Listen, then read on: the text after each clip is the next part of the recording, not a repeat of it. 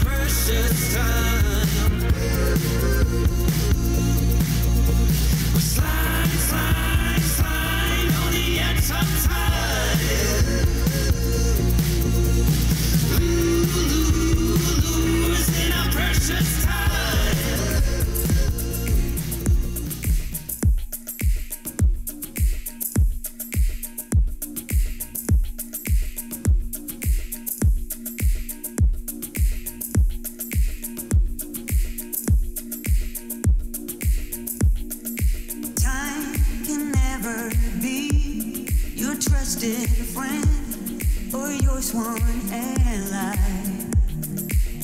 No, it's the harshest mistress of all. And life is just a chain of moments spent, 1,000 hellos and goodbyes. Maybe a love like ours can leave out its call.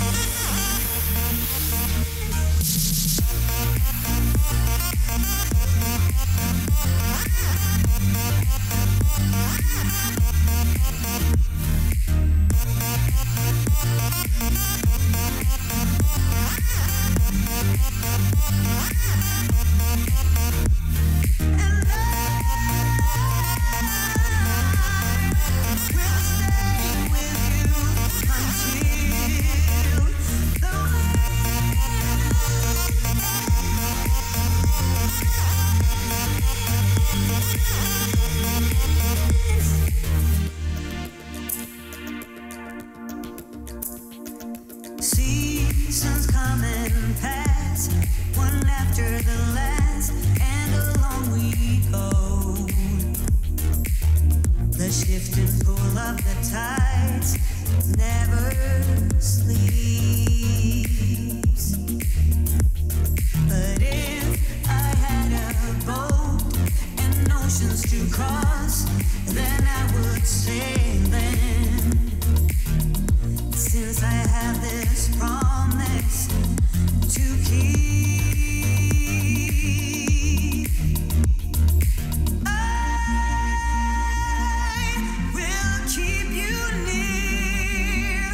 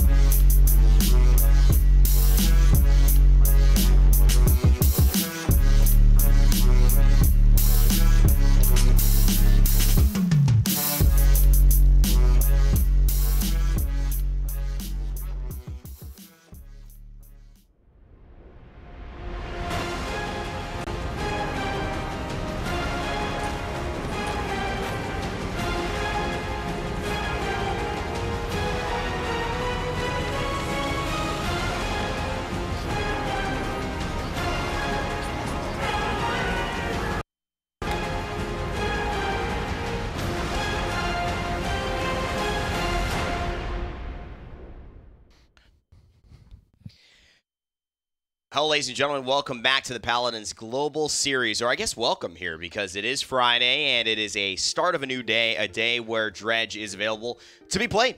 That's right. Surprise, pro players. Dredge is in the game. I'm just kidding. But he is also available on PTS. If you do want to check out the new champion and the new 1.6 update, you will be able to check that out. Download PTS right now for free on Steam. But of course, Gore, you got me. I got you on that one, huh? You got me on that one. You thought I was Dredge like, no, wow. I didn't think he was available. I was just like, okay, where are we going? Where's the joke going? Where is this going? I don't know if this is like it was a PTS plug. It was a PTS plug. I didn't know if it was going to be some other. See, I mean, technically, Makoa has a Dredge anchor. That's right. So I guess we will maybe see some type of dredging going on today. But let's also make sure that you understand where you can get your tickets for highresexpo.com. That is the spot to be. November 16th through 18th. I have some dear friends who I got an email about who are getting their first communion on the 22nd. I don't know why I said that, but all dates in November. But this is the one that you guys have to be at. I'll see if I have to go over there as well. hrxafterparty.eventbrite.com is where you can grab your afterparty ticket. Now, I would honestly grab this. If you had to choose one ticket to grab, obviously grab your High Res Expo ticket. But if you can grab another one, God, the afterparty is such a fun time, Gore. Like, it is one of my best memories about HRX. Partly because I'm just casting for 12 hours in a row, so I have no memories of the day. I just experience them and then go home and try to reset, but the after party is memorable. Maybe the after party is in that area, especially for the people that only want to party. It's just like you can flip it where it's just like, okay, well, I don't need the HRX ticket. I'll just get the after party. I was really going to say that, but I was like, Nabil's going to be mad because he wants... there will be like 2 people that do that. Well, actually, Nabil will be happy. Todd might be mad, so we're trying to make sure we get these notifications to you guys because it is important that you grab your tickets. Some people forget. I actually had a person today, as we take a look at the standings here, for B5 Armada. They're at the top. Fiasco Bros 1 and 2. B5 playing 2 for none, 12 IQ. That is a bad name, and it's been a bad score thus far. 0 and 3. Maybe with the name change, they will have a new sense of urgency here. They could just shorten it. If they shorten it to 12 IQ, not only do they get to keep the logo, but it's also easier to remember. The logo is the winner flow. for me. You have to chop your own voice to say that. 2 for none, 12 IQ. It's like, it's so difficult to say as a caster. Especially like in the heat of the moment. It's so difficult. Well, let's... You're blue team. Yeah, you're blue. You know, obviously we have our preferences on names. We have that with the console guys. We have it here, but let's take a look at the maps and see where you all have a preference for playing your games. I'm just calling it how I see it. It's a Friday morning. I'm sorry. Fridays do that to you. They do. They do. Which is why I think last week was when I was talking about this logo. Like, so in depth. I was just so distracted by this chicken. Oh my God, you're right. I remember. This chicken always reminds me of Breaking Bad, but I can't say any more. Otherwise, I'm actually saying stuff that's important if you haven't seen Breaking Bad. And that is a show that you can't spoil. You can't spoil that show. Yeah. It's not like a game. You know what? Great question. We should have this because it's already up. We're going to take a look at these bands. We'll summarize these drafts. But if there is a great TV show, what's the length of time you have to wait before it's acceptable to spoil? Or if a TV show is so good, is there really no time you can wait? I think can you ever spoil a season 1 thing that happens in Game of Thrones? Well, I think it's in that area. Like right now, I feel like season 1 of Game of Thrones is on the you can go for it. You like, can anything in there because it's like if you haven't seen that yet and you've heard people for literal years. Like I was at the point in season 4 of Game of Thrones, like I'd heard all the spoilers because my parents loved watching it, but I was just like, man, I'm not into this yet. So you agree that you can spoil at a certain point? Something happened and I went through and watched it. And it's like it's still fun to experience. Sure. I think that's where people get caught off. Is like I can hear a spoiler about season 1, but it's like, how do I get there? Okay. All right. Interesting. I wonder what chat thinks about that one. I have my own opinion. I'm still developing it, but I'm leaning away from where Gore is because I love the natural experience. Fernando, Victor, Genos. This is an interesting one. We don't see Genos a lot. Honestly, in the EU and the North American scene, it's really going to support this Victor, this Willow, and even the damage-dealing kind of front lines of Makoa and Fernando, who are very Bruiser-esque and making it a hard time for Inara to stand on this point the way she normally would. This is something 12IQ actually running something that we saw yesterday in SEA, but they're running it better because SEA was running the Genos, using it with front lines that were more standard of we need to stand on the point or we need to fight around the point. Right. Makoa and Fernando can still get some benefits from it, but when you run a double frontline with the Genos, it puts you in this weird area of we don't have the healing that a double frontline composition really wants, and we don't have the third DPS that a 3 TPS composition usually wants. So he falls in this really weird area. I'm excited to see how they can handle it but it might not work out the way they really want it to. And these are such good, like, these are players I've casted for a long time. Dishin, Sunset, Dirac, even Pro Rock. I guess it's Pro Rock, right? I've seen this Victor. I've seen these guys play. 2 for None is really the only one that I've really not seen much of in CIS, and that might just be my lack of following the scene as closely as some others. But all these others, definitely veterans. And, of course, on the other side of things, veterans for sure. B5. They've stood the test of time. Nice disengage there as well. He's just going to throw the grenade. He's running. Oh, and the Eevee, unlimited power, catches him, and so does the hook. Makoa pulls Andrew out of the air, and Azaron, it's a little bit of a scare, but he's okay. Still on the point, battling 42% and counting from B5. And honestly, if you're looking at staple champions for staple people, it is going to be Azaron being able to run the Androxus as well as Eevee for unlimited power. Things that I think we've seen in this region literally for a year at this point that have always looked incredibly good. And this is just a good angle. Azaron is holding this perfectly. Are you kidding me? That hit for about 2,000 damage, it looked like. That was a nutty reversal. And luckily he gets, I believe, maybe some healing right afterwards.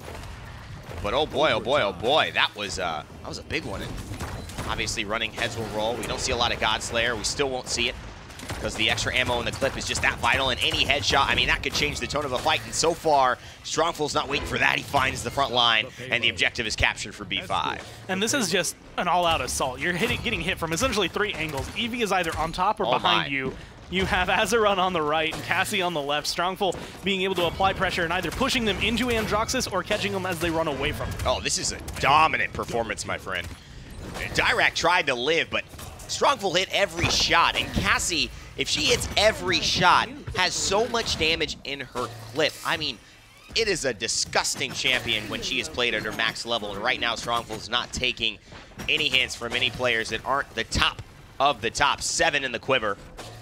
7 times 7. She basically essentially has probably about 4,500 damage in a full clip because it's truly 680 that she's shooting. But a really, really impressive start for B5 here at Gorn. A really interesting change-up. For anyone who hasn't followed the scene for a while, B5 was just notorious as the team to beat, essentially. They never lost a set. Yeah. But they have now 2 different members after having a little stunt in the PPL on Virtus Pro. So they don't have Madara, and they don't have Ovim, who is actually going to be on Armada. Woo! And you're probably going to be seeing exactly why a lot of these players were pulled into the PPL, even if it was only for a brief moment. You know, this was a phenomenal kind of adjustment from all the players here. And you don't often see this. This is what happens with dominant teams. They realize that they're in the lead, and they just say, let's make this even more of a game that we know we're going to win. It's this kind of like thought process that we don't want to give you even any hope of coming back. Yeah, deathless, no one's died, deathless by run. the way. B5, 4-0-4 for MTZ, 2-0-5, 3-0-7, 3-0-7 for Strongful and Azaron.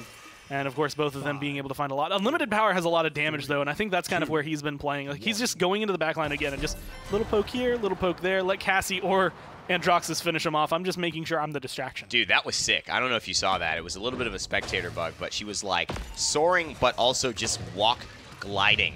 And it was, that should be a thing. I'm just saying, that would be a very cool thing. What if you have cosmetics or emotes for abilities? So the ability looks different. I absolutely hear pro players yelling right now at that suggestion. Meta pusher is turning somewhere, realizing like, I don't know why today's a bad day, but something just shocked me. Something shivered up my spine, yeah. Now just trying to get back in. 87% already for B5. No comeback mechanic for them. They're just capturing this the good old-fashioned way, which is killing everybody on the other team in the process. Oh, and you know what? These are... I really like Unlimited Power's not just play, but decision-making. He goes to the back line after the barrage comes out and says, I'm not going to try to kill the Victor. I'm not going to try to just assault him where he knows I will. I'm going to create this space. I'm going to assume my team will be fine, and now I'm going to lock them in like a wolf shepherding some lost sheep. Some lost lamb, and just says, Sunset, you want to go back home? Well, Stellar Wind over this way, big boy. And all of a sudden finishes him off. Everyone else falls as a result, and it ends up being a full wipe versus maybe 1 or 2 that he might have gotten by himself and then trades his life in the process. Right now, I think still actually looking at making a completely deathless run through the game. Wow. Unlimited Power finally goes down. Yeah, he trades it out But they do have 15 streaks still burning on 2 members. That's 30 eliminations, I guess, total coming down from the 2 of them, although they're going to be sharing a couple of those. As far as things go, B5, even losing unlimited power, I think they're pretty strong. My money's on, I guess, Inara have it. Well, I don't know. Maybe Inara has more. I don't know, man. This has been a flank-type game. If we look at the KDAs, I'm curious who has more total eliminations. 8 and 9, 5 and 12. They're both at 17. Both at 17. But MTZ's getting more kills. But what I actually thought was that, yeah, I thought Inara would have more eliminations, but it seems like the killing blows is where she's been succeeding here. 2 for none. Absolutely living up to the namesake there, except the opposite. Looking to go 0 for 2, 0 for 3 now, and then unless this Ancient Rage stabilizes, it will be 0 for 4. Not going to find the hook. They do find the kill, though. So I think this is actually the team, you know, again, when you are a team, yeah, you need to show unity. You do. You can't let MTZ or Unlimited Power be the only one who's falling down. You've got to give a couple deaths to everybody else. You've got to. Cassie can maybe go deathless if Strongful can just stay alive. But when you have 4 members, you know, again, standing together. Yeah. And falling together. Yeah, you have to be a brother in arms. You know, link up, say if one falls, if one chain, you know, link in the chain breaks, we're all going to just sever this bad boy. Go back to work. Go back to the blacksmith shop, okay, which is where everyone gets their chains from nowadays. And we're going to make it again. Fellas, that's what happens. Azaran up on the top. If he can find a nice kill there, only because of the inaccuracy loss was that a bad move. He was exposed, but he actually had a really nice angle onto the Victor, but the accuracy bloom did not support him there. Will this be B5? Not pushing? MTZ is looking to get back onto it. He is going to be contesting. I was wondering if they were just going to hold back, but they're looking for the aggression, and they almost have Makoa dead. And look at this, man.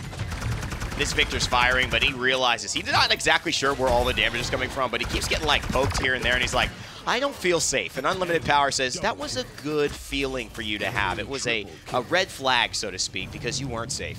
We take the win. B5, 4-0, and nearly no kills against them.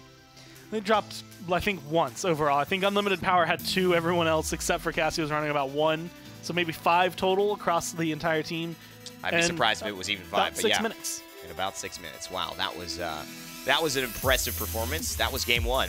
And game 2, I expect if 2 for none don't have a change of, whether it's not a change of name, maybe a change of heart here in how they decide to approach this fight. It is going to be a quick one to start the day.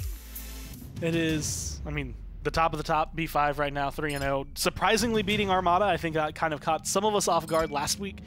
But I guess not surprising when you look at the names that are on the team. Yes. Versus 12 IQ, which has just been at the bottom. They haven't been able to kind of pick up their strength. This is probably the moment to turn it around.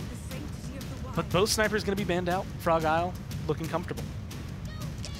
I think this is going to be an interesting kind of conversation because in CIS we do see snipers, especially Frog Isle. Almost anywhere we'll see snipers, but CIS particularly, Unlimited Power, he almost has these highlight clips where, you know, you just put a name to a face into a champion, and that's what comes up for me. Him on Strix, him on the Kinessa, the Talus, the Fury, and the Inara. It's an interesting prioritization of the Talus that early on a map like this, where he doesn't traditionally succeed beyond your wildest measures, but maybe they're going for something here.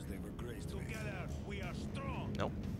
I'm kind of curious if that was a, well, they have Torvald, we want to take Talus away because Talus-Torvald is a good combo, but so is Torvald-Androxus. It feels like there's too many flanks available to actually take something away there. But you get the Ashe, so a lot of aggression. I like the balance overall from the front line on 12 IQ. I'm just curious as to whether or not Androxus and Cassie can actually have the performance that we saw on the other side from B5 last time. Yeah, I mean, the Victor is deadly, and so I think it is going to be, hopefully, this Talus just capitalizing, and maybe they're going for the fact that, you know, we want to just have some tankiness, some survivability. We know we give up the ability to go into the sky and create another dimension where you have to be worried about a flanker approaching you, which is above. But in the same vein, Talus has one of the best ultimates, if not the best, to instantly cross the deadly waste barrier. That is the bowl of Frog Isle with that true power. So maybe this starts to pay off a little bit more towards round 2, 3, and 4, if it gets there. It's definitely going to make some splashes overall going into the Wrecker. Actually, Wrecker for Fernando is something I don't think I have ever scene. Yes, it's an odd choice, but he's going that way because of brand. But do you still like it, Gore? I'm not sure if I do. I feel like it's just in that awkward area. I think you can leave the wrecking to the carries. You can still go for the cauterize. I mean, and also just why, I mean, if you're running brand and you're saying I don't need it all, but you got a Solar Blessing Furia, I guess you could also say, I guess I don't need healing because I've got Solar Blessing. That's like already so much. But I think the Rejuvenate start makes a lot more sense to me. You can even Master Riding here on a map like this to get to that backline a little bit faster. Nimble we don't see. Chronos we don't really see. I mean, it actually is an interesting conversation because we really don't see much unique itemization coming through from Fernando, but I don't feel like this is a set where he's going to be tested to his max. It's not one where that kind of item is going to make or break the team. Yeah. That's something, you know, again, you're watching like Fnatic, Na'Vi, or at this point I would say Fnatic and NIP. And you say that might have been the difference. That might be a big difference in making it. Right here, you're looking at this Fernando, he's anticipating fighting a flank, and he's anticipating burning down the Torvald shield. Like, that is what his fight is going for. He has the brand, like you said already, in his loadout just to make sure to deal with healing. So with shielding, he can just shut them down. Yeah, and you know what? It's interesting. Like, I don't mind the Tinker and Barracks. I don't mind champions like that going for the Wreckers because they have this. Wrecker is a scaling item, which allows you to be able to just have a higher base damage on your weapon and thus get a higher value of your scaling because you're scaling 100 versus scaling 30. And Fernando has one of the lowest DPS weapons in the game. And per tick, it's extremely low. So scaling on that is a bit odd. But if you're just trying to kill Androxus and make it as hard as possible on him when he gets a Torvald bubble, I mean, this is going to do that. It's just a unique choice, but I like it. I like the variation. My kill loadout for Fernando is actually very similar to this. I like the fact that he's balanced Incinerate and Immovable Object. That's one of the ones, if you want level 5 of one, you typically can only get level 3 of the other. Right. But if you put it right here, 40%, that's still a pretty good chunk off the cooldown. It's not going to make it as fast, spammable of a fireball, but 56 around that area is perfect for CCR and the slow reduction that you're getting from Immovable Object, because you're still not going to be able to notice too much of the stun or the slow or whatever happens to come and get you and lock you down. 2-0 as we expected here. Going into Fernando, I mean, this is an interesting time to just talk about him, but he's had a lot of different builds over the course of his history. If you're joining us as a newer Paladins player, there used to be an ability to mount up mid-game, and it was allowing Fernando to actually mount up mid-game and gain a shield as he mounted. There was actually a card that did that. Don't ask me why. And he could basically just continue to aggress into the backline. The true fat flanker. Get around, mount up, and there was actually cards that meant you had to do a certain amount of damage before he could not be mounted. So he could mount up in the middle of a firefight on the point, and still you'd have to do enough damage to make sure he didn't do it. It was like, what am I facing here? And now he's got the blue Scarlet Charger. He's a different man, but some of his cards have made mainstay moments. Last Stand you've seen in there. Actually a card that was extremely valuable at one point after it got buffed.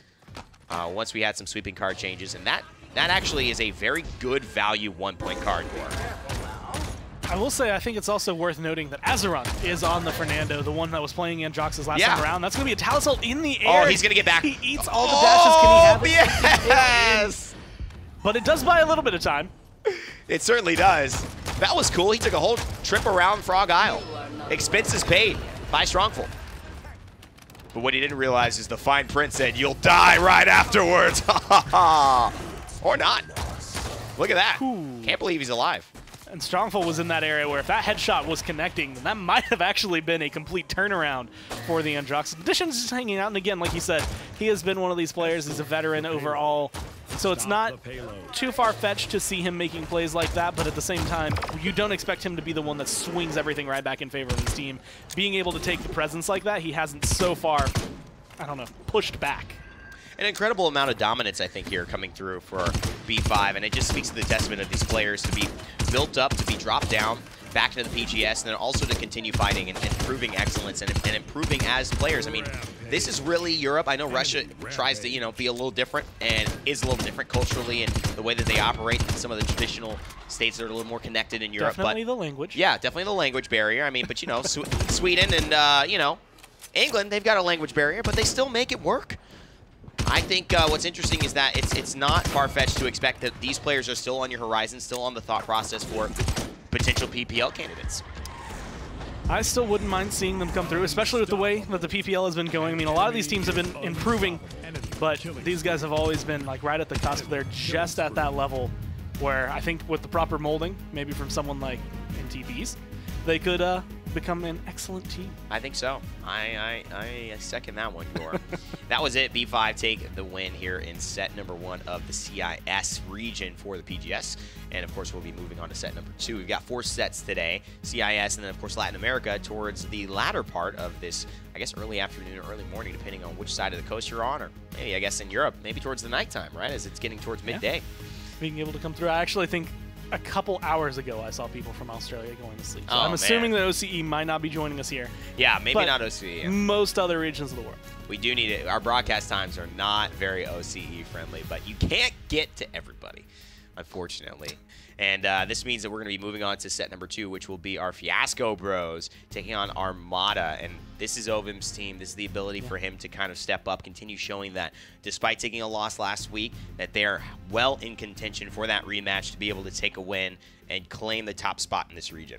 You know, we had mentioned that B5 was an old roster, essentially, in the PGS, save for 2 members. One of those members is just currently not playing, as far as I know. Madara is, I guess, taking a break after the PPL and just not coming back. Yeah, makes sense. And Ovim just formed Armada when he was left behind. He had something to do, and that was to become now, I guess, the 2nd best team in CIS since they got beat last week, which is, again, a huge surprise. This is like the comeback for them. Like, can they still at least hold on in this region, or is that going to be breaking them apart? No, I really think that Ovim is a consistent guy. I don't think a lot gets to him, and having seen him twice at LAN, like literally we saw him more than we've seen any other Russian player at LAN this year, which is quite wild to say, but we have. I think he seems like he's a guy who's able to bounce back, and he's going to be able to navigate the waters of going to the PPL, not going to the PPL, having some teammates go there, PGS, and taking a couple of L's along the way.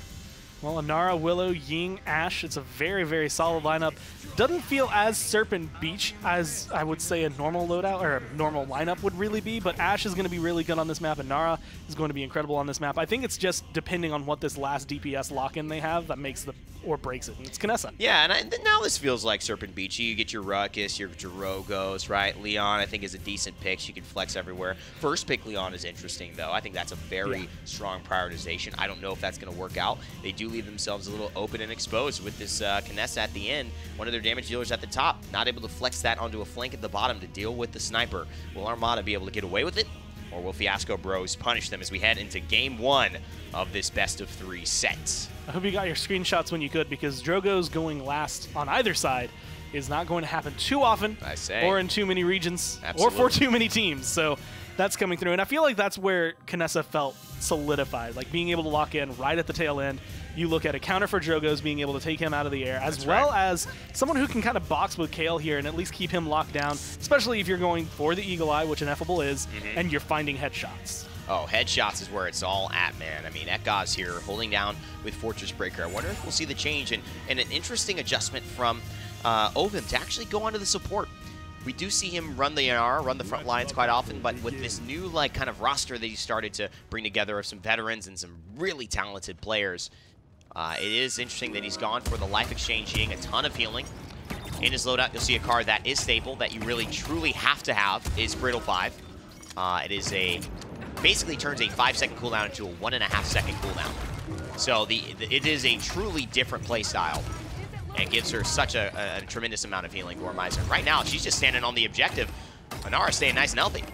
And almost enough, but not quite enough to be able to keep Ekaz alive. Coriel is able to get a kill, Adam being able to get a kill, but you lose your support. Ovim dying there makes the biggest difference for Armada, even though they have 60%, like you said. Retreat, hold up, and then come back in. I love this score. We don't see, sometimes we don't even see PPL teams do this. I mean, this is, to me, very, very smart, because Coriel can withstand it. They want to go and flank everybody. They want to try to attack, but what ends up happening is the ability for a team to regroup, say, we got our 70%, we've won, and now push back as a group of 5. That is one of the most important things that you can do to have success. And holding on to 75%, Inara, not known for dying too often, especially with the anti-heal that they have. I mean, Willow's on their side, so you have pretty much like the standard counter or something like that to be able to hold her down. Coriel not looking to die too often, and when you have Ashe, Ekaz over here just bullying people in the corner. It's a rough matchup, man, but all the while it's been a chess match. And again, Fiasco Bros playing checkers here, just taking whatever bait is shown for them. Ineffable now moving on to the front line, and Coriol is in a great position, especially with the Ying still alive, to get healed up and control the objective. There's the Illusory Rift, the Flutter as well. Adam looking to finish off Coriol. One more shot will do, but Armada still in a good position to take objective number 1. Can we talk about the fact that Adam at one point, I don't know how much Armada intended for this to work out the way it did, or if it was just a flick from Kinessa, but it almost looks like Adam makes Ruckus dash backwards so Kinessa can get the perfect shot on him. Like, it just looked so seamless from him. And that's the thing about a team like this that has been together for a while. They've come to land together, and they have that experience with each other. And that is that you do get those moments of, we're just going to look seamless. We look flawless because of all of the communication we have already, because of the teamwork that we've been able to build up. And it makes it so easy to tear apart even just the smallest mistake. Now, one of the things I've noticed, too, is that Ovim, as the captain of this squad, has actually taken a little bit of a different role onto this Ying. If we bring up some of the damage numbers, I would love to kind of see where he's floating at. And he is at the bottom, but he's keeping up with what the Furia has done. Not too far behind. Typically, what you will see from a Life Exchange Ying, and we can maybe look at the healing as well afterwards to compare how he's done on that chart, but you will see a 10%, maybe 20%, and he is doubling nearly her healing and almost keeping up with the amount of damage. And this is a Furia. I mean, it's a Furia. She's more damage than a damage dealer. And the impressive thing about that is that when it comes down to it, Ying can do a considerable amount of damage, but it's just because of the way Brittle 5 makes her cooldowns as well as the illusions. You should just always be healing. You're almost always only using abilities. You never really know what your left click does, or at least you shouldn't, because you always have a heal available, whether you're dropping an illusion or it is going to be smashing that shatter and healing up Coriol or Ekaz or someone on your side. So it's interesting to see him going for those shots, like you said, and even early on, it was in those moments where it's like, you can take a little bit of damage. Let me get a little bit of poke. Let me do damage. It's interesting how he's kind of siphoning the choice of saying, all right, I'm going to heal you. Now I'm also going to contribute to the fight. And min-maxing that's kind of hard. It's a little easier to just say, I'm just going to heal you. I'm just going to heal you. I'm just going to heal you. But that makes it so much more dynamic, and that means that Ovim's a problem, not just Ekaz on the left side, not just Coriol on the front point. Beautiful stuff from the Armada captain. And stuff that we haven't seen in the past either. I mean, we have a support that has gone for Wrecker. That's not something usual. You can see Blackshire on the other side still holding on. Wasn't able to afford Chronos 2, so he still only has Chronos 1. But morale boost for Ying, probably the one that's more important. You get that ult that's global healing for your team up a lot more often. But you don't typically see an aggressive item come through, at least not this early on, until they have that utility on board. Now what's interesting is, where is Ineffable going to go to get involved in this fight? So far, it is Armada winning this 4v5, and it's partly because Fiasco Bros know they have to hide away. Up on the high ground as they assert dominance. Ash, she's safe for about 8 seconds. Now WK, he looks like he's in trouble, and this TV station is going off tonight. Dead air for sure, but he still survives. And he gets poked out the Dragon Punches here. I am Choo-Choo looking for Ovim, and oh, he blocks it with a clone. I cannot believe it. Ovim min-maxing the situation to perfection, and that's Armada with a 99. Make it 100-0 here in terms of the objective fight. Dome Shield did come out. Dome Shield got consumed because of its drop, so that's going to be one Barrack without an ult. Same thing kind of happened to Drogo's, although in a different manner. And that is unfortunate for Fiasco Bros. Inflame popped early on in that fight, and it wasn't enough to be able to not only afford them the ground, but find them anything in terms of actual kills. They didn't find any pressure. And now, I mean, look, already Armada's looking to get right on their doorstep. And, you know, we saw this moment, and it's one of those things where it doesn't happen often, but, you know, Dragon Punch can hit a turret. It can hit a clone. It can hit a deployable.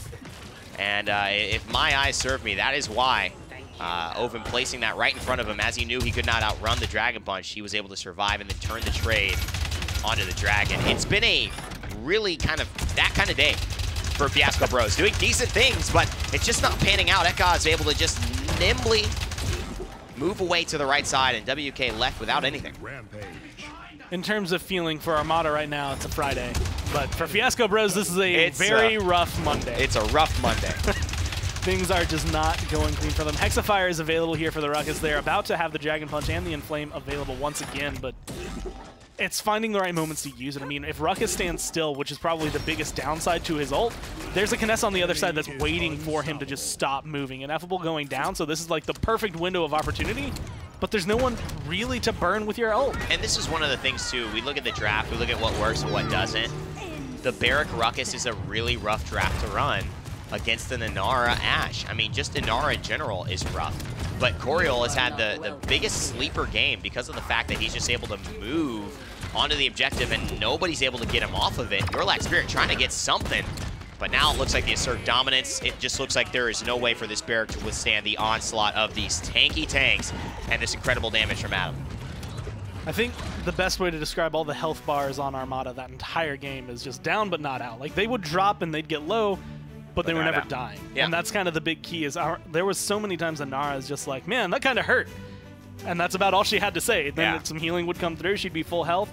She'd shrug you off like it was nothing. And we actually saw aggression, not as much as I think what we saw out of MTZ, but still just putting pressure onto Fiasco Bros to make sure they couldn't really do anything. And there is this this sense of pressure that the ineffable Kinessa applied that we didn't really see, but you could feel. They were not stepping out into the fight. Part of the reason why Coriol had so much vision is they didn't want to step onto an exposed area and let Ineffable find those eagle eye headshots. And that is one of those things that the draft sometimes allows you to succeed, but only succeed in the way that your draft should win.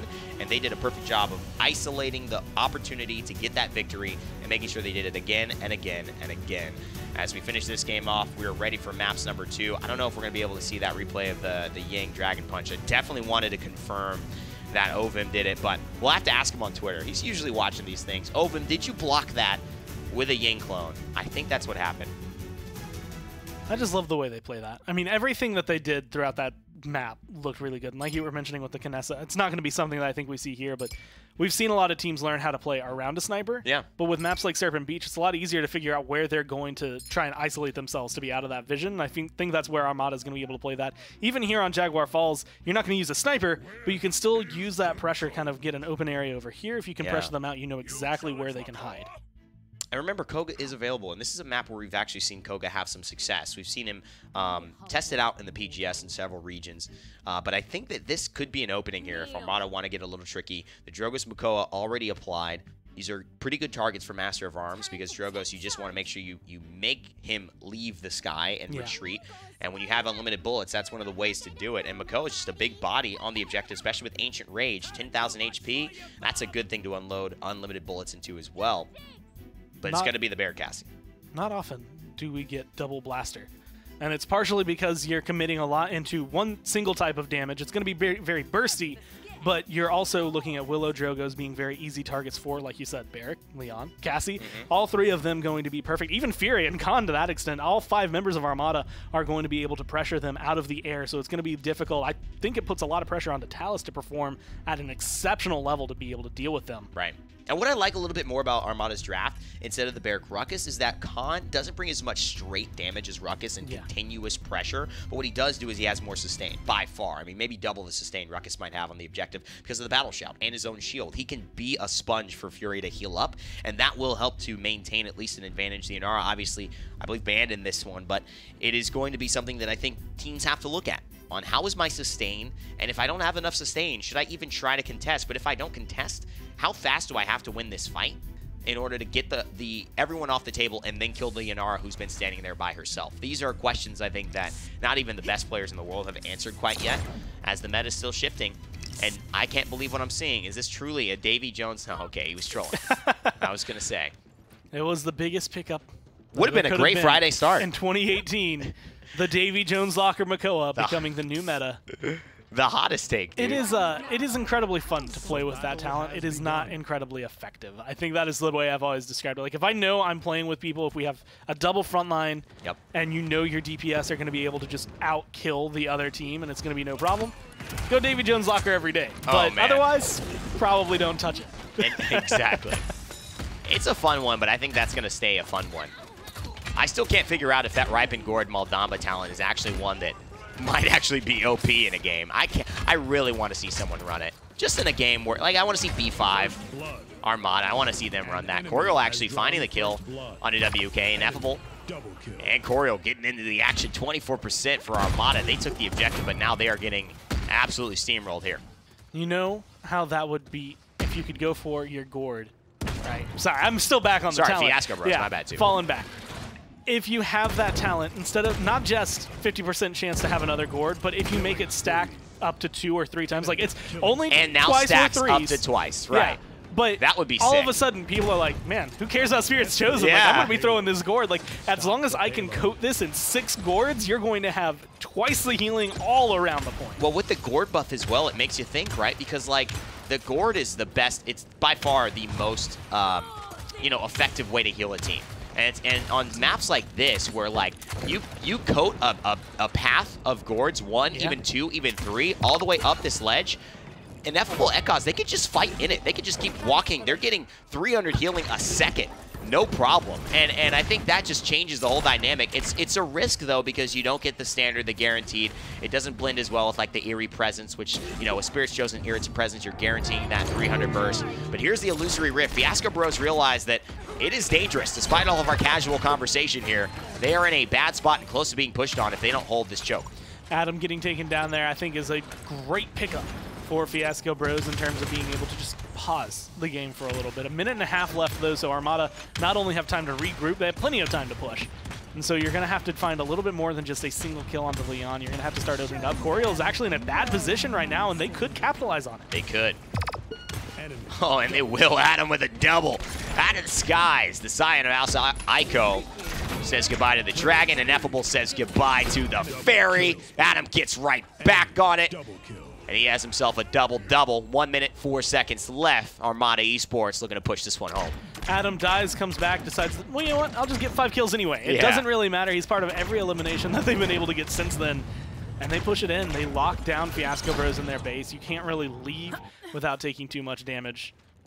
And unfortunately for them, the only death that they have on Armada is also the only kill Fiasco Bros was able to pick up. Manifest Destiny has been the card, I think, that a lot of players have been looking at whether or not they want to run it at 5. 5 has been the standard for a very long time.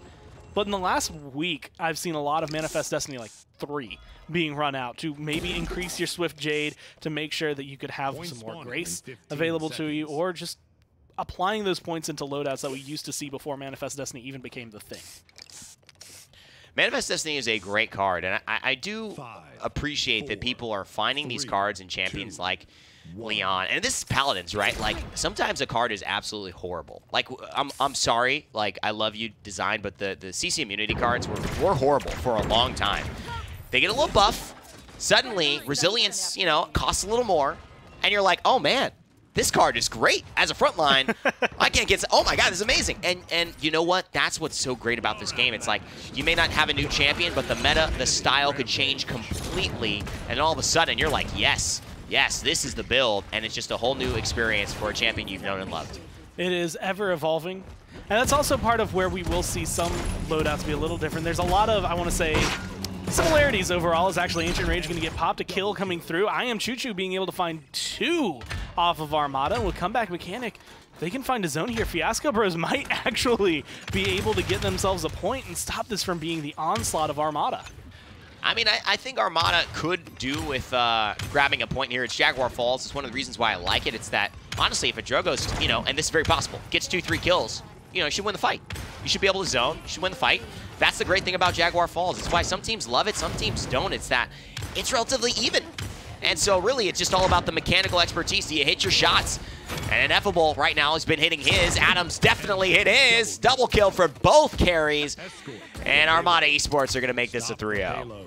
That has to be the most unfortunate feeling for Fiasco Bros. And I want to give a lot of credit. Khan, I think it was Echoes playing the Khan, has the reason they open up that point. He comes through, he's able to just touch down, cause a little bit of trouble. I think he uses his overpowered very early on in that just to get a kill and start the snowball running for his team. Now, going to be able to return and just apply the damage boost to every single person trying to hide in this corner. And he's just looking for the setup.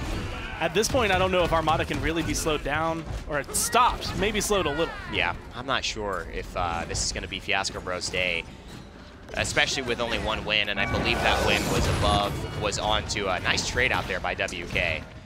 But I believe that win was onto a 2-for-none.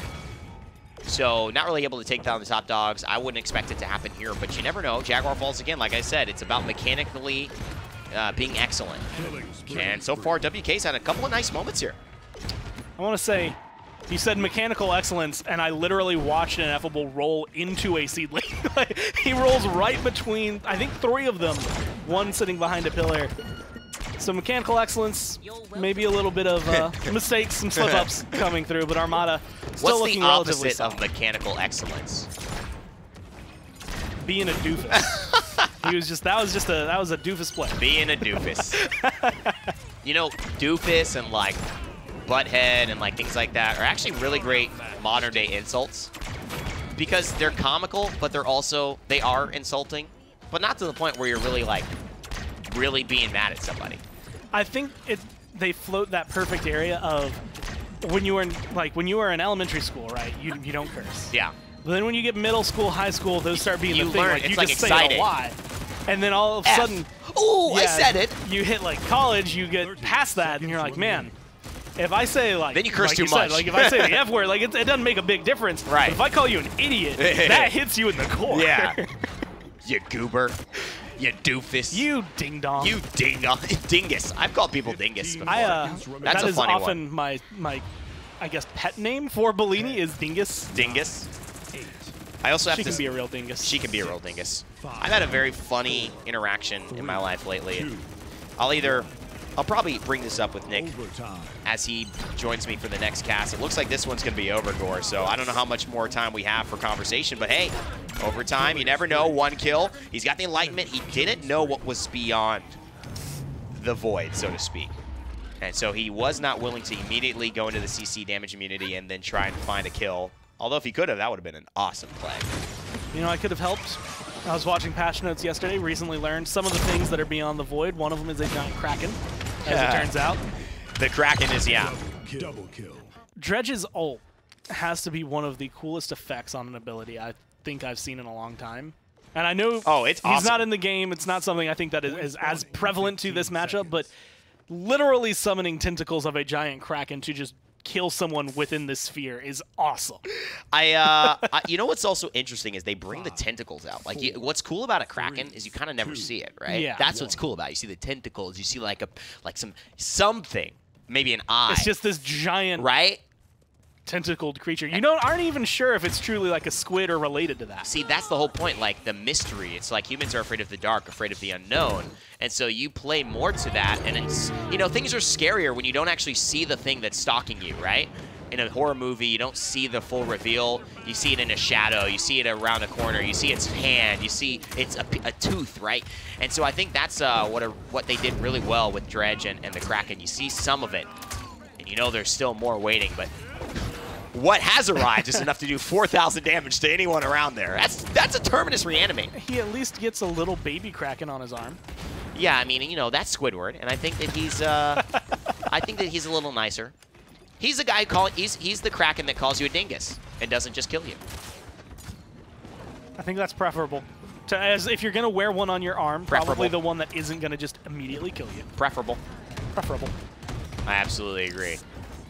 Ekos here actually having a hell of a round. And Your Like Spirit does his absolute best to stay alive after that. But it does seem like firing line is going to be enough. It's a great talent. It's a great champion. And it seems like a great team. Armada Esports 1-0 already. Looking to make it 4-1 and a 2-0 here. The Dragon Punch is going to get shut down by Ovim. Seems to have made his run on the healers today. Let's see if this continues as Armada Esports grab themselves a win and eagerly await to play again next week in the PGS on Friday. We'll have to tune in to see how they perform. It's been a great day of CIS. B5 take the win. Armada obviously coming clean here. Do you think Armada, like you had maybe questioned, have slowed down their pace, or are they right back at it? I feel like they're right in the area, not necessarily that they want to be, but they're being able to solidify, especially with a win like that. Okay, we might have lost to B5, but we're not losing to anyone else just yet. Well, let's take a look at the standings here for the rest of CIS and also start to give us a bigger picture of what's happening in Latin America. Zaga Talent Gaming 3-0. Free Agent Boys 2-1. The most important aspect about this is who plays who. Church of Malvona is still in a situation of 2 for none at 12 IQ, where they're yet to find a win. Automata Rain trying to get a little bit of value in today. And it is Free Agent Boys taking on Church of Malvonas. I don't think that's going to be adjusting their win-loss record. And Zaga Talent Gaming and Automata Rain 2-3. That will be an interesting matchup. Yeah, I'm curious to see how they're going to be able to pick themselves up. They are a team, so far Zaga Talent, that has been able to showcase a lot of strength in the past week, being able to upset free agent boys. So showcasing that LATAM isn't just a one-trick pony anymore. They do have a couple more teams to be looking at. Going to be an exciting region. We've got that coming for you in just a second. So wait a few minutes. We'll be right back with some more PGS action, this time headed to Latin America.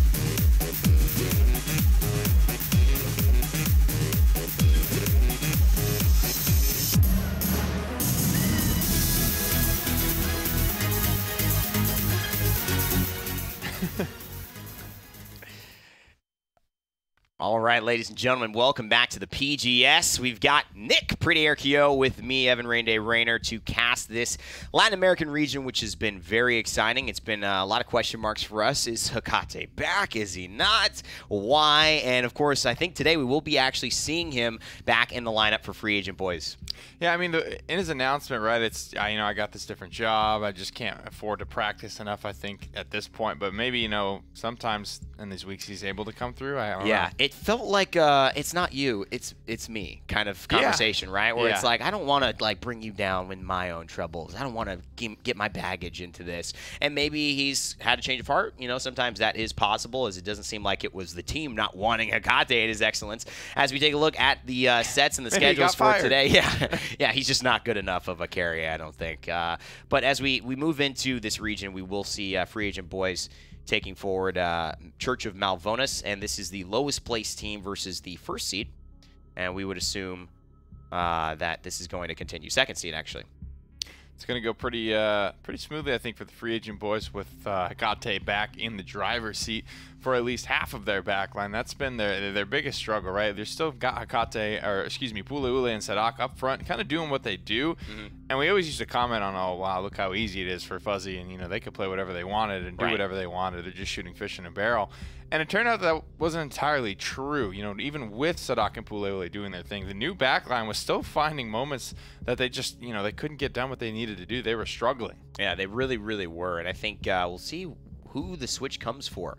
I'm very interested to see if Gian's still there, and if that is still continuing to be a process. They're, you know, kind of looking to raise up as the weeks go on and see if he can fit in and maybe be a full-time replacement, or especially if Church of Malvonis will have anything up their sleeve is how to attack this match. Jaguar Falls, I just mentioned it, not really a map where a lot of times you get so hard outdrafted that you can't win. A lot of it is just a point fight, who hits their shots, who takes the right room or the right rotation at the right time, and just kills the other team. Well, Drogos is open, and speaking of getting out-drafted here, Fernando first pick. Are going to first pick Fernando, setting themselves up to potentially get out-drafted here. Yeah, this is that's pretty much one of the only ways I can see the hard out-draft. But maybe you know, they won't go Inara here. Maybe they'll go Leon Furia. So interesting. Leon, I think, deters a couple of things as well as gets Hecate back on a comfort pick. Yeah. We'll have to see if Church of Malvonis now are deterred from picking anything that Leon might counter out. That does include kind of the Inara and the Drogos, two of the bigger picks that are still open. Well, wow. They do give up a very, very strong front line, but it doesn't seem like free agent boys are worried about that whatsoever. I would expect a Drogos here in this lineup, or maybe the Willow if they find that's more valuable, and it does seem to be the case, especially with the Inara, the amount of healing she's getting, and the Barrack, which is a comfort pick. Yeah, definitely. And free agent boys have always been a little bit more on the aggro front line side. They might end up bringing an Ashe as well for Sadak, because I think Pule Ule is normally the Barrack guy for this squad.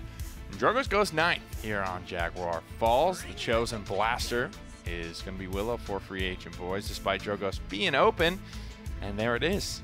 You got to say, this isn't a draft on paper that you say absolutely wins. Church of Malvonis put themselves in a great position. And if I see Na'Vi on this lineup, I'm giving Na'Vi probably the edge on this map. So we'll see if they can compete. That's the thing about this, is that a lot of times when Jaguar Falls, it is if Leon goes into the backline and gets a double kill, well, you've kind of won the fight, right? And if Drogos does the same thing, it's such a small map. The snowball is so fast that you have to hit your shots. It's definitely tough to counter out Drogos, even with like a nice little hit scan matchup for him. Just because of the way that Combustible's played on this map, you just sort of sit in the back line, you just, you know, throw your fire spits out, and if Hecate doesn't do what you said and take that risk and go to the back line, then, I mean, it's very hard for him to get enough damage or surprise burst for Solmas not to just get out of the way and break line of sight. And it is Jane who is back still with the lineup and possibly going to be working with Hecate since Fuzzy Logic has exited Paladins Premier, kind of focus and really try to keep it casual. But who knows? If Hecate's coming back, maybe Fuzzy Logic will have a turn of heart. Still firing away. Shots here, man. No first bloods just yet. And it's Fernando who gets the back line first. Hecate doesn't look like he's actually gone for a wrecker either out of the gate. And he's going to hit the presence. That's a lot of damage right there. And oh my god, look at how low Kinningar is. I mean, he is literally so low. And right now, Hecate has drawn so much attention that Sadak has made his way all the way around the map and pincered them in. And this is something that we saw earlier. Works tremendously well for free agent boys. 75% counting. This, if a good zone happens, should be the objective. And just those couple of little ticks. That's all Sadak needed. I actually saw Ying float off the map there. I'm not actually sure really what happened, because there's no knockback on this free agent boy squad. And I just saw her gently floating her way down. Funny thing about Ying, she actually like passively does float a little bit. If you jump off of ledges and stuff. She's a little bit more floating. Maybe she mentioned, I don't even know, like, how do you fall off the map like that unless she literally just walked and jumped off? Yeah, I mean, they were very low. It could have been just call for a reset, and they weren't able to get back in time.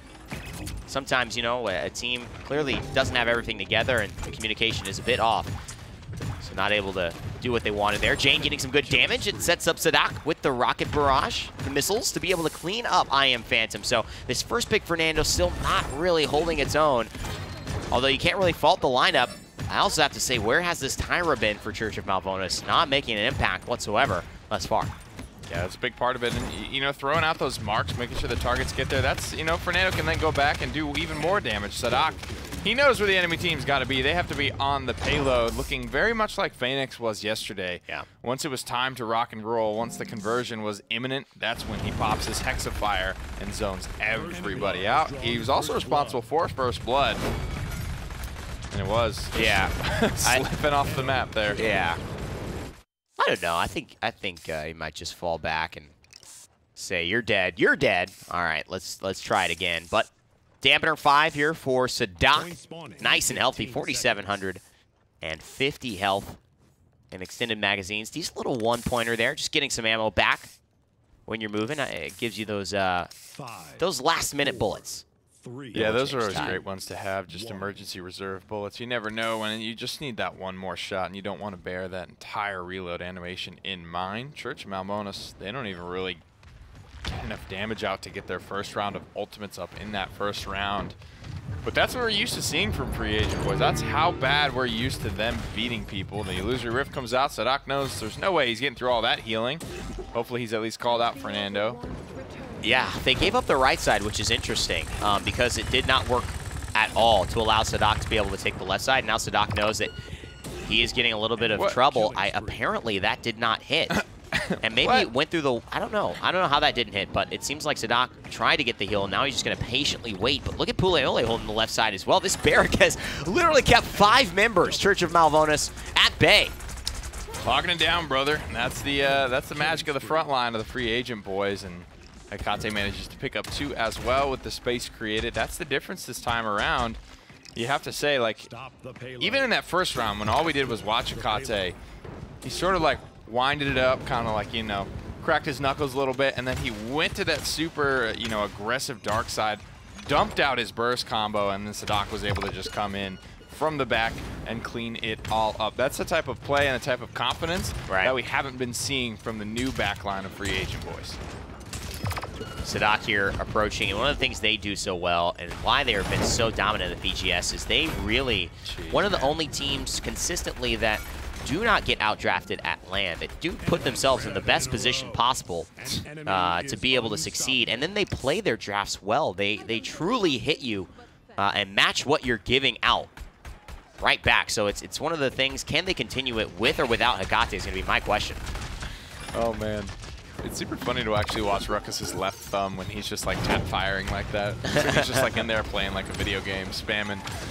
Fire Spits are going to come up over the top. Solmas, see what he can get done here. Oh, that's another one that gets blocked by the dome shield. Jane and Hekate are finding kills still. And Puleole, he has really held it down on the barrack. Drogos is all that stands between the free agent boys and their conversion. Ying just dancing around. She goes down eventually. Will be the 4-0 win on Jaguar Falls. And an extremely fabulous victory, but also just the fact that they're able to feel cohesive, and especially adding Jane, having Hekate come back into the roster, and you didn't know where those swaps were going to be, but man, it looks good, and I think if they continue like this, yeah, it's Church of Malvonis, they haven't got to win, but it's still a good sign for them moving forward. I bet that just feels really refreshing after having to take that loss last week to Zaga Talent Gaming.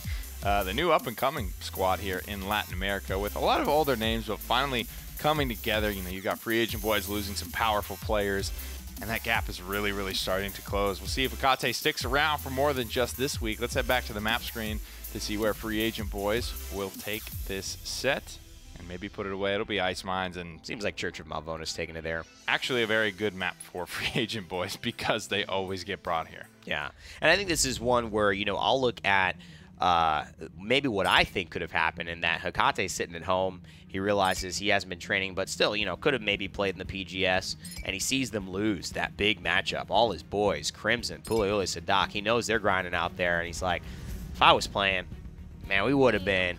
And so maybe it's like, listen, man, I can't play the PGS. Who cares? I'll just, you know, what I can do is going to help my boys a little bit more than, you know, somebody else trying to get in sync and get in the rhythm of what it's like to play with Puleole and Sadak.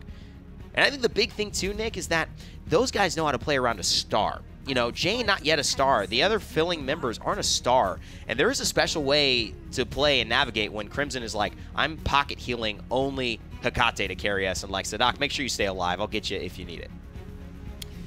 Well, they're locking down a lot of familiar picks, Leon and Willow again for themselves. I really actually like this Church of Mal'Vanus composition here on Ice Mines in particular. The Fire Spits and the Fireballs are going to be very effective, and kind of funny how that works out on the icy map. Yeah, hopefully Heat will be able to melt it, but you know, there's been a lot of fire brought to Ice Mines in the course of its history, and still is icy. So I don't know, Free Agent Boys may have that one going for it. They're going to go with the Stone Warden, who can be cold at times, saying that you may not be welcome here. The Tyra again, not something that worked last game, but maybe it will work this time around as we do get into Ice Mines here to potentially give Fab a 2-0 win in this first set. I think the big question around Church's Tyra here is if it's something they just saw and wanted to do, or if this is something they actually do. And I don't feel like Tyra is one of those things with the hunting party talent that you just sort of can do off the rip. I don't think it's abundantly clear as to how you're going to be able to run it, and it's a very, you know, selfless pick, right? It has to be a team effort. You have to be communicating. You can't really just be a silent Tyra here marking people up. Communicate with your team. Maybe it's somebody else calling for marks too, right? I mean, it might not even be like your thing to do, but just bringing an extra little bit of damage here from the Tyra, marking stuff up like this front line, maybe helping prevent Sadak from being as much of a bully, but it didn't really seem to slow him down too much in game one. No, not at all. I mean, super comfort picks for Sadak here onto the Ruckus, and him back in this meta, very, very comfortable in terms of how he needs to operate around this. Maxer throws the Firebomb. Interesting choice. Doesn't get a lot of damage, but zones away Crimson. Crimson's still able to throw that Gourd out, keep Pulele nice and healthy. He's got vision onto the front line, but taking quite a bit of damage even when Pulele just decides to step forward. Sadak's just running it down, picking up the double kill, and a big part of that is actually the missed Solar Blessing from Pure. If you pick up that character with that talent, you know, and you're missing those and you're just not on point with the rest of your squad, it really, really drops heavily in value. And that's a big thing. We just see a lack of sustain coming through. You see Furia misses the Solar Blessing, and then a little bit of panic. She has to Wings of Wrath over to Fernando just to get that heal off on Drogos, and then Barrick and Tyra are just left up on the high ground to just die on their own. Yeah, and if you do go for that as well with a Death and Taxes Leon on the other side and you miss, that means your Kindle Soul, which isn't getting augmented by Cherish, is even doing less healing. And that is a very, very hard start in an early game matchup against an Inara. But again, with the Tyra, very high, I think, execution threshold for this composition to succeed. We've seen the best do it. It's been hard to see where it succeeded for Church of Mal'Vanus. Oh, almost stayed alive with 5 health. Indeed. And I mean, Sadak just looking like a different beast, I think. Back on Ruckus, back where he's comfortable. Used to play a lot of Ashe from what I remember as well, so it could be a good meta heading for Sadak. Yeah. And the Free Agent Boys here, a lot of good frontline picks, and you saw the way that it just sometimes feels like that frontline wins. I mean, Sadak picks up 2, Ule picks up 1, only because he couldn't last hit the second one. Akate just kind of got there and finished off the kill for him, but they just dominate when they're in a good spot. And that's where we see them have a lot of success too, where front lines can be a part of this huge composition and a part of their success. Sadak has found value off of Hexafires. He's found more kills than Akate, I'm sure, at this point. And he's just making the right decisions. And Akate, as a part of this, is just in the back line, doing what he does best, hitting his shots, contributing damage, and with the Leon, just anti-heal for days. And it's Ule with top damage on 4-0 Inara. I mean, they're very aggressive. He does it, man. They really do. And this is, you know, you get to kind of see all of it here. So Sadak, not even like super healthy when he rounds that corner, but he just knows that he can get in there and drop the hammer on that matchup. You can see Ule's silhouette picking up the first of 2 kills in that engagement as well on his metal march to top damage. Even beating out Sadak, which is kind of, you know, impressive given the round we just saw from him. Well, with a 2-0 start, you would assume a 2-0 finish because there wasn't really much Church of Mal'Vanus did to sway our opinions on Free Agent Boys. Gate looking good. Happy to see Jane as well contributing. Got himself the Cauterized too. Schools of thought, sometimes they do vary. And some people believe that Cauterize is better to have at all times rather than trying to save it for just the Nightshade. I tend to be relatively seeing that perspective as well, although I wouldn't hate people going Wrecker either. But great stuff from Sadak again. Oh, that was sad. They really tried there that time. I mean, you saw Tyra diving on a Crimson. Even with the Inflame there, the Inflame was a little bit late. Even with the Dome Shield coming out, he retains the charge, doesn't quite get it off. They tried their damnedest there, but the Free Agent boys just battling back. Yeah, and it's great because I think that this is a great showcase of Jane just being able to be consistent, not have as much pressure. This is the stuff that I'd like to see maybe Mouse Sports do a little bit more of, and this is what Koa actually brought a little bit. I mean, Sephi Cloud is very, very good, and you might even say record-wise is better than Koa as far as what he's pulled off, KDAs, and some of the success he's had in the past with Virtus Pro. But I feel like, you know, the double front line with the aggression is just making things so easy for this back line that they can kind of ease in and smoothly transition into this game.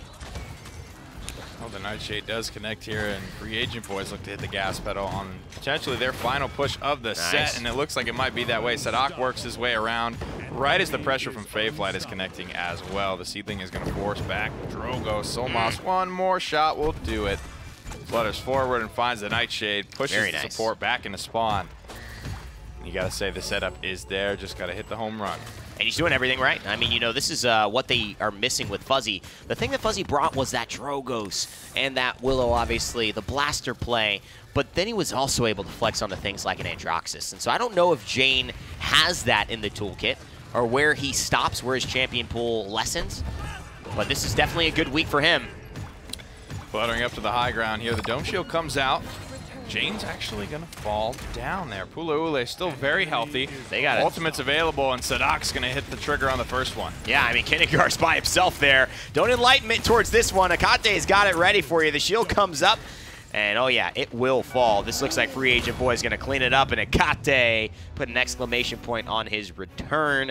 That was easy. And I think that's what they might have expected. And maybe, you know, this is Akate saying, listen, you have a lesser matchup this week. Let me get back in there if you do need me still. I don't know whether he's like, you know, the top team, I'm not ready. I don't feel like I'll be there for you guys when you really need to make all the tight decisions and get them all right. Curious to see. Would love him to hit us up on Twitter or let us know. Make sure to, if anybody knows in chat, talk about Akate and leave your thoughts there on how he's done as we transition into the second set now for Latin America. We will get to see Zaga Talent Gaming play, who have taken the win over Fab last week. Yeah, they're looking really, really strong here. The question is, can Automata Reign slow them down at all? This tends to be a pretty competitive region, but Zaga Talent are just looking like a completely different beast here. And we'll get to see how far out and how much progress have they made and how much has the loss of Akate and Fuzzy really put Free Agent boys relative to the rest of this region here. Zaga will ban out Bright Marsh. Serpent Beach goes as well for Automata Reign, and Ascension Peak is the first one of set number 2. It's a good map. I like starting here as well. It's a different look. I don't think we've seen it all in the PGS today. So that's great for our viewers and great for me. Just a change of scenery. It's good for me, brother. I'm all about it. It's good for me. Go ahead. Do it. Ooh, Shaolin. Take a seat, sir.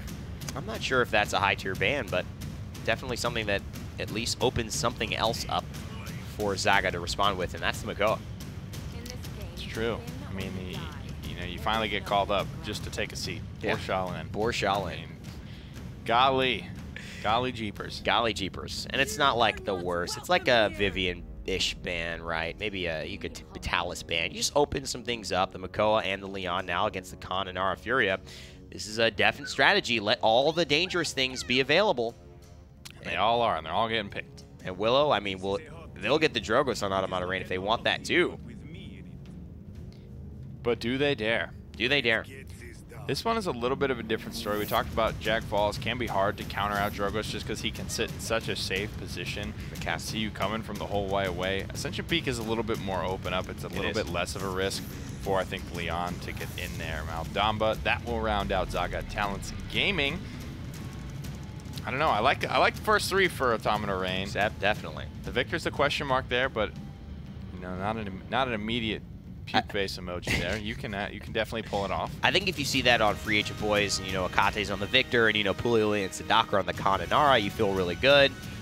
You got Crimson on the Furia. I think you feel really good. I think it's just a matter of piloting these champions to the best of their ability, working as a team. They've definitely got the right tools to work with. But Moondog, how can you beat a name like that? Man, that's an old dog, too. That's an old dog. Zetha Zero Extra, many snacks names I've been saying for a minute now. Got your Red Pixel as well. I remember him from a long, long way back. Couple of wreckers, couple of cots here, but not a lot of offensive items overall for the boys of Zaga Talent Gaming. Automata Rain, they'll be the first to the objective, but it is so big, it doesn't really matter who gets there first. Oh boy, hello. Nice shot, hook, Wings of Wrath, but you've got to be dead here unless somebody else shows up, and no one did. Wow, that is a rough one. That's just the power of Makoa. You have the HP and the damage to just walk at somebody and bully them down. Victor could be the next on the list there. Fall off damage, just too strong. Makoa's trying to catch back up to Cassie. Doesn't even need the hook. Almost caught the Furia in the crossfire there. That would have been hilarious. Yeah. 57 on the objective for Zaga Talent Gaming, and pressure, pressure, pressure. I think iZero and the rest of Zaga Talent Gaming really confident in letting these things kind of just be available. Like getting the Makoa seems to be a really big boon in confidence for iZero. And it's not that Khan and Inara are necessarily bullied by Makoa for sure, but it felt like they just didn't see it coming. You know, no one turned. Fury was caught off guard. That's been the way this round has gone. Ooh, the hook breaks a little bit there, getting caught on like a banister or something, but it doesn't change the outcome at the end of the day. Khan's able to throw up the shield. And they're working together, man. You know, you see Moondog get covered there by the shell shield for almost a full duration, and then they fall back in synchronous fashion. 2 minutes on the clock for Zaga Talent Gaming to get this one done, and so far it has been a steamroll. It has been an absolute steamroll. I mean, this is looking absolutely deadly, and now you can start to see why Free Agent Boys might have taken that loss. This is a very, very confident team. It's a very, very, I think, executing-oriented team that seemed to be firing on all cylinders. And 1 minute and 40 seconds, maybe only 50 seconds on this push have gone by. And it seems like within a minute, this will be a 1-0 and then a 2-0 game. Nara's just doing donuts and spawn on her horse at the moment, and doesn't even get out in time. Top damage goes to Makoa by about a bullet worth. Over Leon there, incredible start. You can see the pressure coming out from all sides. Normally this high ground, a very contested point of the map, but Moondog is allowed to just grab it for free. And on this character, giving up the high ground, the only real high ground that you want for free, is a bit of a thonker. Yeah, this What's is that. The lighting has collision in the spawn room. Ooh, no way. That is pretty cool. I did not know that. The mid-air spray. Wow. Take a look at that from like the other angle. That is pretty cool. 3, 2. Wow, I mean, there is flying whales, so I guess nothing is too far-fetched here on Ascension Peak. Things get a little wonky when you get this high in altitude. And she's going to go for the ult.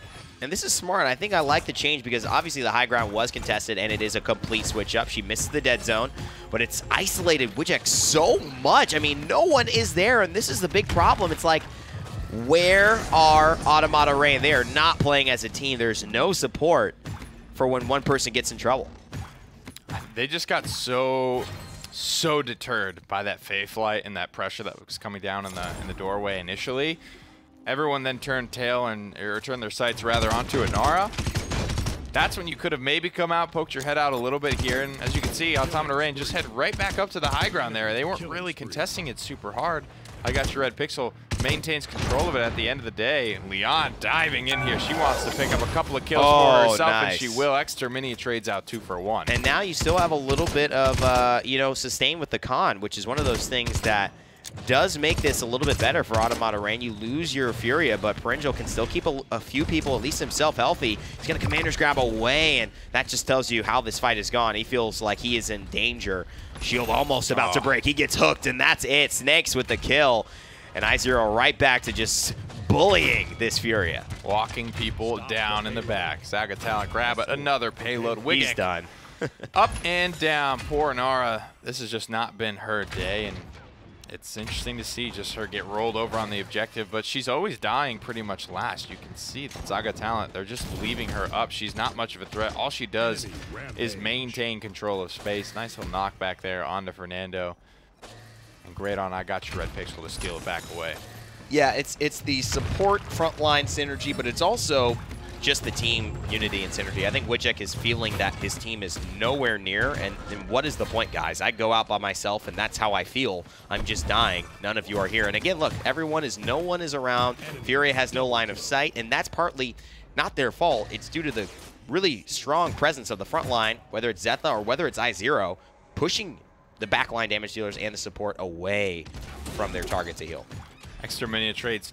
2 for nothing again. They're getting a lot of nice little double kills. Doesn't even need his ult this time around. Zetha turns his back onto Lexor for 1 second too much. Nice little combo there to the back line.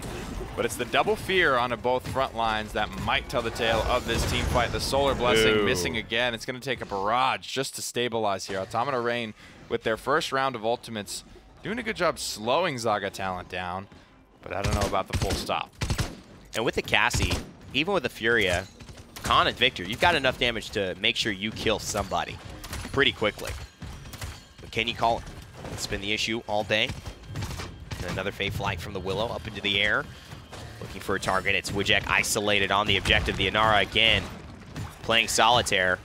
Will the team show up? And yeah, they do, but Moondog shuts him down right away. This looks like it could be the end unless Automata Rain pull a miracle.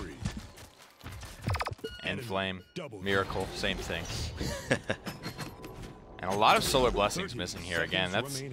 That's why I'm a little bit okay. I mean, 6,000 health per second sounds like an absolutely asinine number, but there is a lot of coordination, and we're seeing even in PGS and not so much in PPL, but these Solar Blessings, if you haven't been practicing it, you just miss. Like, you miss a look. There goes another one. Yeah. Like, you just miss these things, and you get absolutely no value for not only your talent, but one of your entire abilities as well. Here's an Ancient Rage. I0 plays it perfectly, and he's just swinging into the Inara. The overpower, but Khan, I'm not sure if he's overpowered enough. And again, look at that, Nick. Another Solar Blessing missed, and the front line cannot stay alive.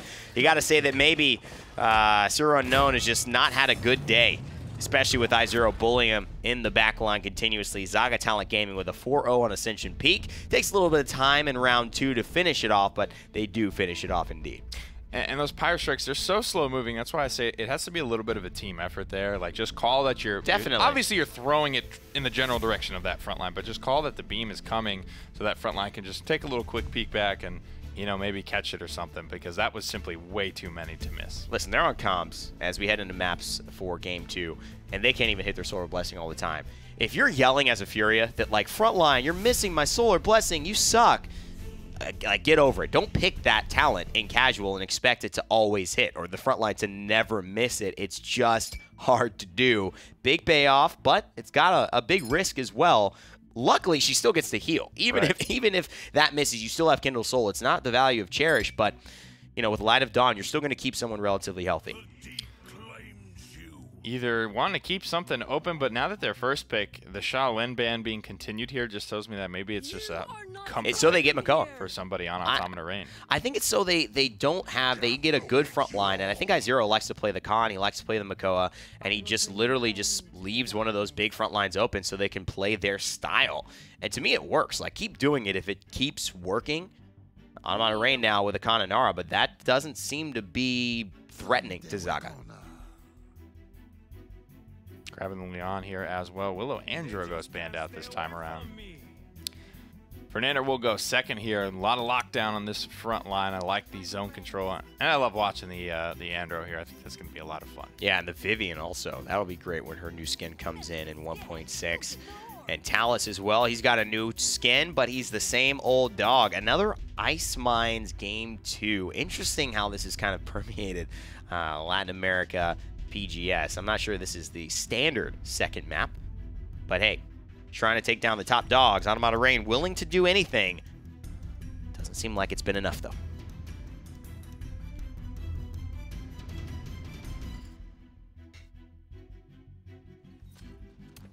So as we load on in here, all the talents being selected here looking fairly standard. It looks like it might be a Treacherous Ground instead of a Mother's Grace. A little deviation from the norm there on the Inara. Yeah.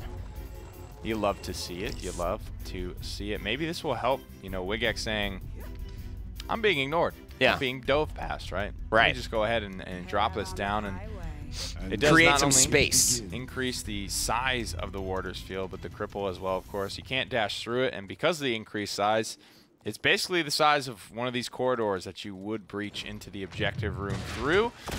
You can see it dropping down there, so no front lines can pass that up. They will get stopped or cut short. Even if you dash into it, the cripple applies the second you enter. Man, stop short. Man, I like Vivian on this map too. One of the things that's so good about her is just that reveal, man. The sensor drone just gives you so much information, and that's really it on Ice Mines. You just don't want to get surprised. If you're Vivian, there's no way they can get to you unless they surprise you. And if you can see them coming, then you are set and ready to go, especially with Zetha picking up the Master Riding early, fighting. He goes down to Wajek, who does end up trapping him with that Order's Field, but now the Vivian is able to just free fire on an Inara with no abilities. Uh-oh. Yeah, all the cooldowns down. Wajek just put in the corner here. Uh-oh, the flank coming through now as well. Vivian in a really good spot. Wow. Beautiful angle to work with here, and just the damage ripping out of this champion is pretty insane right now. And with 37 health, he makes it out, and apparently that Solar Blessing just reached its max range. Interesting. Expired in the night. Expired in the night. Sometimes blessings are not forever. Just take advantage of them when they do arrive.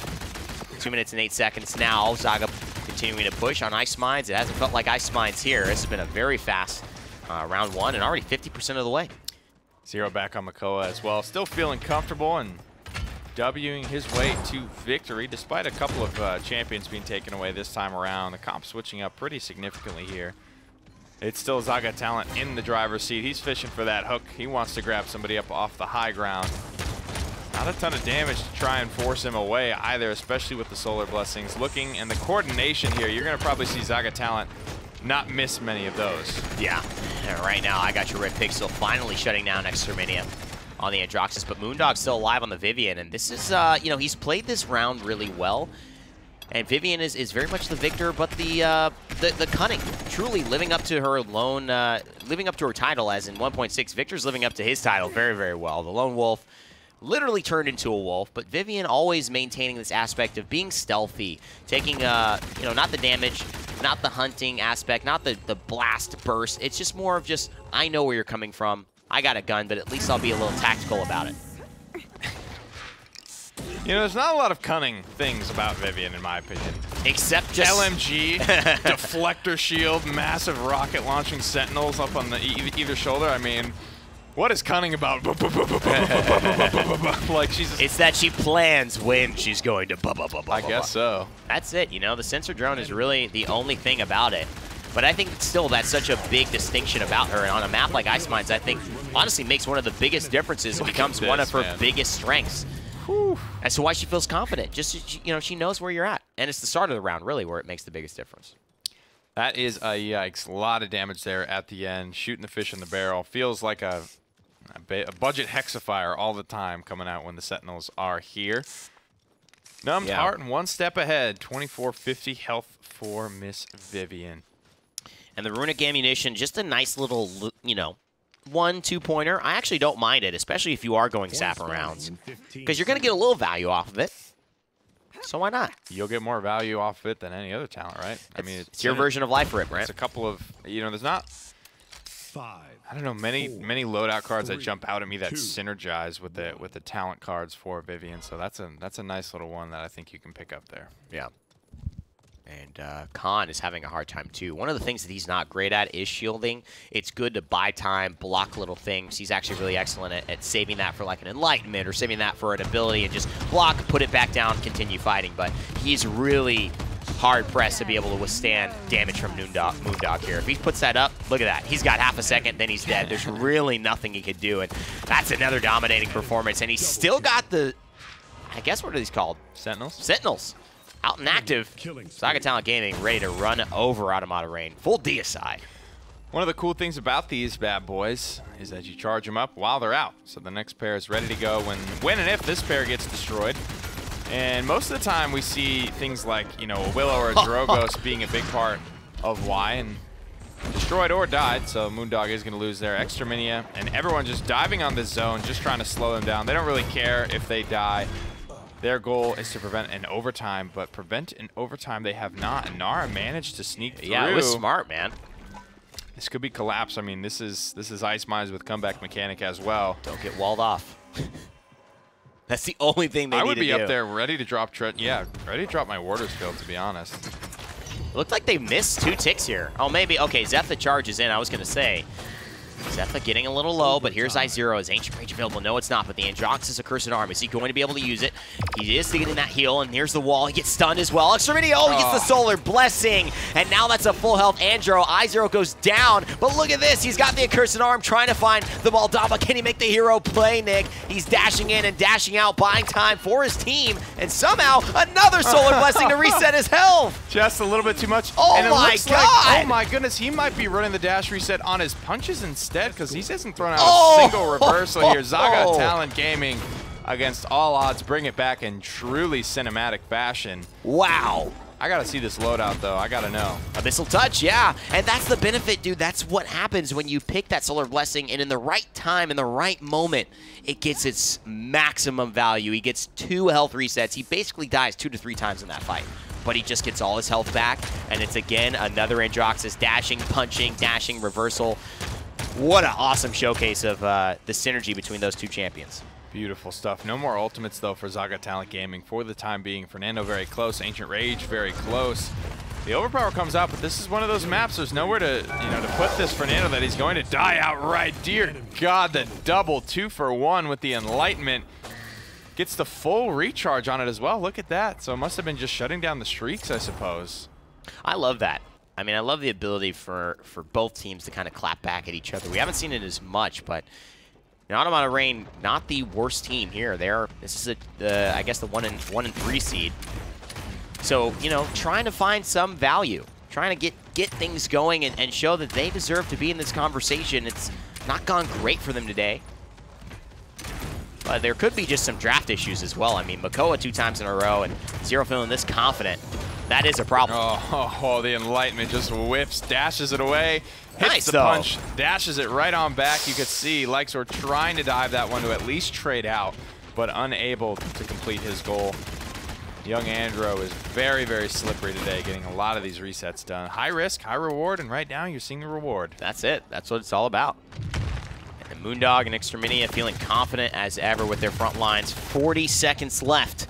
It has been a 4-0, 4-1 and CIS, and then we saw, I believe, another 4-0, 4-0, and then we're able to just see a continuous type of dominance from the teams that have been playing here. Jeez, Zaga Talent Gaming, another 2-0, 4-0, 4-0 in both maps.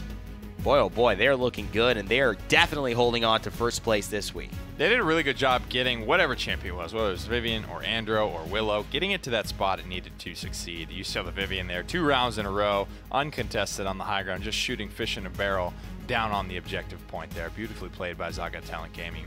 Wouldn't really expect anything else. Well, it's time to take a look at the standings here and see exactly how this has panned out. We know that the top teams won, but it leaves them still in the 4-0, 3-1 position for both regions. 1 and 3 goes the score for Fiasco Bros in Automata Reign, and Church of Malvonis, 2 for none, 12 IQ, still trying to find their first wins. I believe it's possible. I just don't know if it'll happen this season because, of course, Week 4 is already starting to get towards the tail end of our PGS cycle before HRX. This is how the week has panned out. 2s on the left side all week, and 2 for none, and B5 are the only team who changed up that cycle. There it is, guys. So that concludes this week's Paladins Global Series. It's been a lot of fun. These guys are playing for that big tournament at the end of the year. DreamHack Atlanta High-Res Expo coming together for the first time ever, so don't miss it. November 16th through the 18th. Tickets on sale at highresexpo.com. Not only will you get the Paladins content there, but we will also have our Smite tournaments there if you are interested in that little bit of cross-pollination. Both great games, both a lot of fun. And, of course, the after party. Don't miss out on that. Join for the event and then stay and chat a little bit afterwards. HRXafterparty.eventbrite.com is where you can get your tickets. It's that main event. There's bowling, there's dancing, there's jungle gyms, not even kidding. There's really all that kind of stuff there and more. Laser tag, and all with adults who have probably been a little tired and maybe had a little too much fun that evening. It'll be a great time, and we hope to see you there. I'm Evan Rainday Rayner. That's Nick Pretty Hair Keogh. Been your caster for today, and thanks William Gormizer Newberry V for joining us for the CIS region as well. Stay tuned for the PPL starting at 3 p.m. Eastern Time, and you can check that out on live.skillshot.com. That's live.skillshot.com later this afternoon. But until then, my friends, remember to never give up, never stop gaming, and we'll see you all in the realm.